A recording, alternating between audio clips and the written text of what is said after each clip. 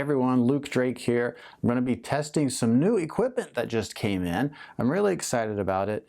One of them is a photosynthetically active radiation meter from Apogee Instruments. This measures the sunlight that plants can use for photosynthesis. What I'm going to do is install a couple of those Apogee sunlight sensors for PAR or PAR.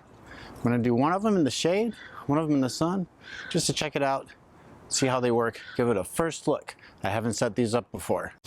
Right, well, I've got the camera stake assembled, and you can see it's not really tall. It was pretty easy to assemble. There's no tools required.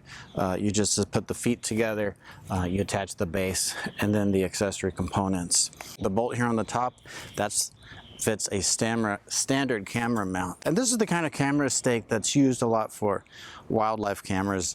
And so that's what I'm using here. Before attaching the light sensor, I'm going to put on this panoramic rotating base because it has a bubble here to determine if the post is level. And that's important because PAR sensors need to have a level fixture so that they can be exposed to 180 degrees of the sunlight. And then the last part of this is attaching the Photon Flux Daily integral sensor here, and it just attaches to a standard tripod mount.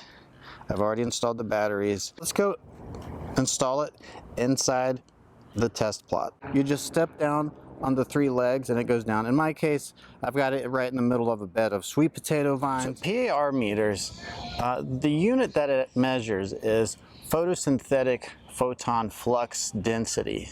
So it's measuring the photons that are hitting that sensor there, and so it measures it gives a reading in micromoles per square meter per second. So that's why that number keeps changing like that. It updates, constantly. Also, this particular device is going to record daily light integral, and that's important for measuring how much photosynthetically active radiation is coming in and hitting that sensor over a daily period. All right, so it's 400, 420, 422. This is under the shade structure. I've got the other one set up now. Let's go compare right at the same time. The control stake, this isn't a full sun plot. It's not very far. There's my test plot over there.